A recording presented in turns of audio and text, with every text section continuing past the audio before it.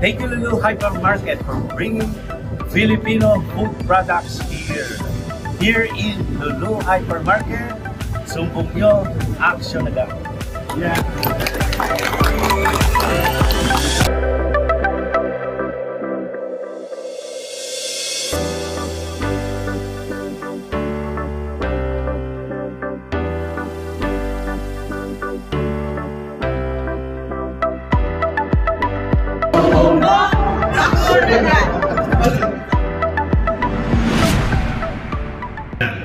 Dahil gusto po namin magkaroon ng direktang sumbungan ang ating mga kababayan. Napakahirap po ang isang OFW magtrabaho. Mahirap po magkaroon ng peace of mind if you're away from your loved ones, lalong-lalo na po sa mga anak nyo na nag-aaral. Diba? So kami po ay nagkaroon ng plataforma at programa para direkta kayong maka-access at makipag-communicate sa ating gobyerno. So nandito pa rin ako, nakahanda na maging boses ng ating mga kababayan, hindi lamang sa Pilipinas, kundi sa iba't ibang panig ng buong mundo. Maraming salamat po. Palakpakan ninyo ang inyong mga sarili.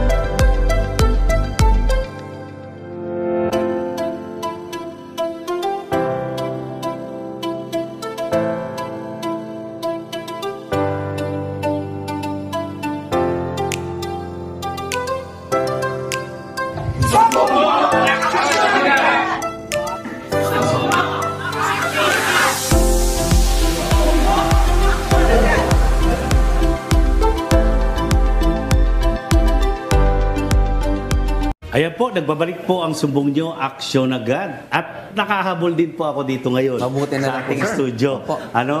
It's nice to be with good people like kay Attorney Axe. Thank you, sir.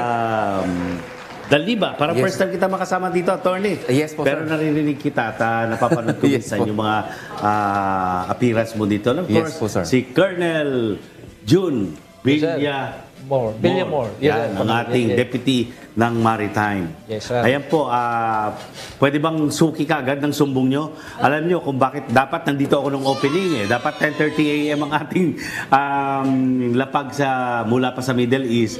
Pero na-delayed po kami ng 2 hours. So, tinext ko yung presidente, of course, ng ating pambansang carrier, Philippine Airlines. Alam naman natin na minsan ay hindi po natin mapipigilan or ma-avoidan yung mga delay na ito. Pero, meron din ako sinumbong uli sa kanya at ina-actionan din na rin niya kagad-agad.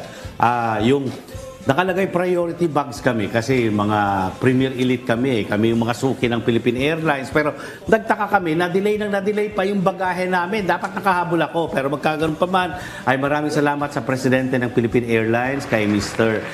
Kapitan Stanley Nang sa maagap na pag-aksyon ninyo. Sir, okay. Sir, kumusta naman po yung biyahe ninyo? Balita po namin, galing po kayo ng Saudi. Yan. Opo. Kagaya sinabi ko, kalalapag lang talaga, fresh from the airport.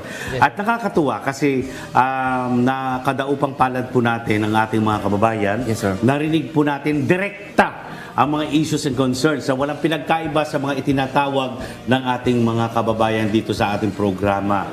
Natutuwa tayo kasi nagkaroon daw sila ng plataforma para yung hindi na nila kailangan dadaan pa kung kanino or maghihintay pa ng matagal. Yes, sir. Tama po, Dahil may mga instances dito na pag tumawag sila ngayon, live, before the end of the show, ay na-action Naka-coordinate na lang. Yes, po, sir. Ganyan kabilis Opo. ang ating mga kapulisan. Yes, sir. And of course, ang ating napakaagap din na partner from the Department of Migrant Workers. Balita ko, nasa kabilang linya, ang ating napaka-aktibo at masipag na ASEC ng Department of Migrant Workers, Attorney Francis de Guzman. Sir, hello. Connecting Ayan, pa pala connecting si Attorney Francis. Habang kinoconnect natin si Attorney Francis, panoorin po natin ang mga iba't ibang video clips na kung saan ay talaga namang iba't ibang non-government organizations ang ating nakasalamuha dyan sa Riyadh. Sa Riyadh, pumunta po tayo ng Al-Kubar. From Al-Kubar, pumunta po tayo ng Damam. Damam, tumawid pa tayo sa Bahrain. Yan. Kumbaga, ibang country na marami-rami yun. talagang napuntahan mo. Tapos, bumalik ulit tayo sa Al-Kubar kasi marami pa rin naghihintay doon na mga kababayan natin.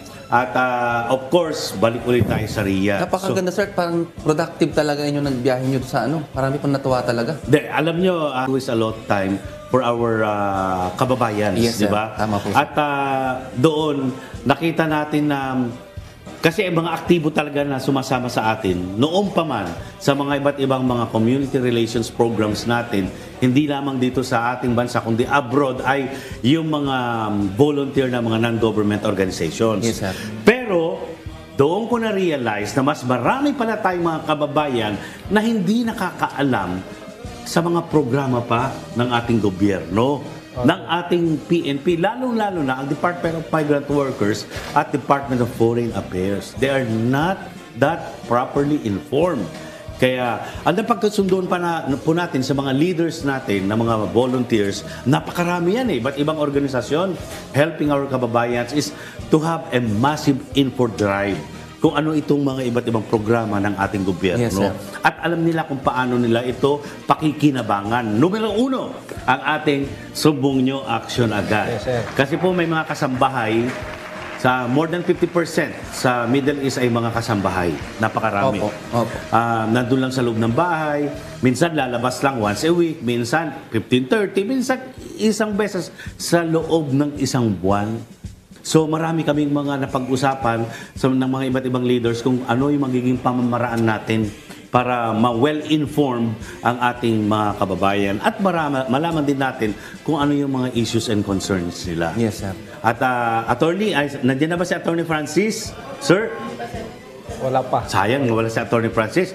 Sikat na sikat ang grupo ni Attorney Francis doon, ang Department of Migrant Workers. Yes, sir. Kasi pag tuwing naka-live dito si Attorney Francis ay talagang tinututukan po tayo ng ating mga overseas Filipino workers. Dahil agad-agad po na na-actionan ng ating very active and strong partners from the Department of Migrant Workers. Sa pamumuno po yan ng kanilang acting Secretary Hans Kakdak, na original na mga partners natin. Nung sinumulan natin ang programa ito 5 years ago, si Secretary Hans Kakdak, si Yusek, PY, Kaunan, and Yusek,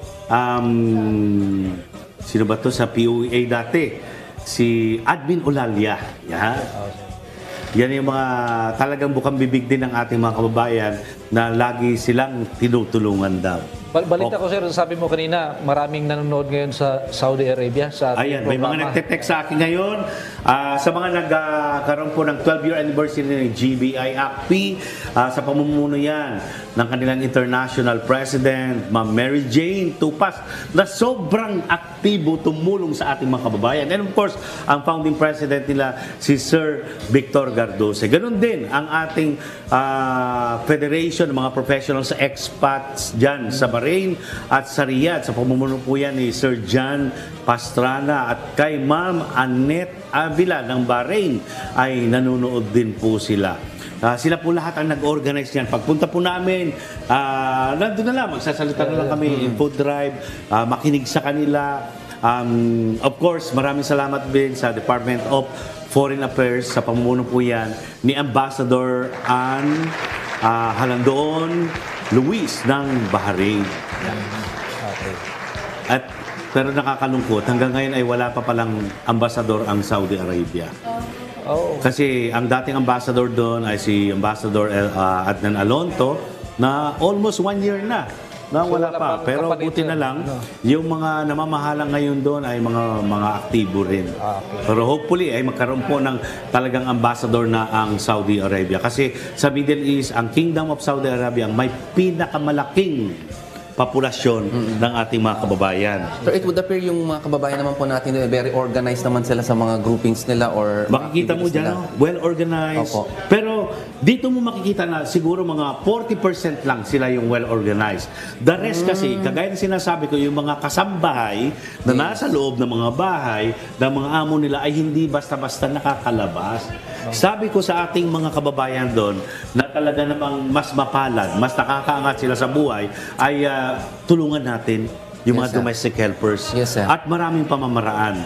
So talagang you cannot think of something na anong solusyon kung hindi mo puntahan at hindi mo sila makausap. Opo, sir. Kaya mas maganda talaga na at least ang sumbong nyo, action agad, ang ating Philippine National Police, ang ating Department of Migrant Workers ay talagang bumababa sa ating mga kababayan. Personal, nararamdaman, nakikita kung ano yung mga hinaing ng ating mga kababayan. At salamat po sir sa nakasama niyo po na UNTV team na sa KSA po at sa Bahrain, sa panguna po ni Mr. Christian.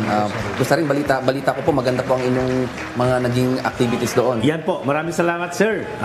Kuya Daniel Razon. Dahil ang ating mga correspondents po sa iba't ibang panig ng buong mundo ng UNTV ay nandyan po na lagi nakaagapay. Yes, sir. Sobrang galing, well-organized ng UNTV.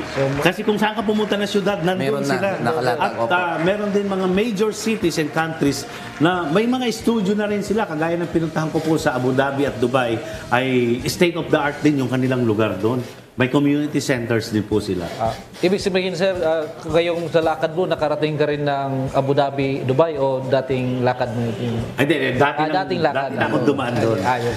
Kaya ang napag-usapan po ng ating mga kababayan doon, mga community leaders sa iba't ibang sektor, iba't ibang grupo, kasama po yung ating mga embahada at consulate offices ay magkakaroon po tayo ng OFW Servisyo Caravan, and at the same time ay magkakaroon po tayo ng info drive at promotional tour ng ating mga shows. Ito po yung sumbong nyo aksyon agad at ang magiging bagong-bagong show natin na Wonderful Pinas or Wonderful Philippines.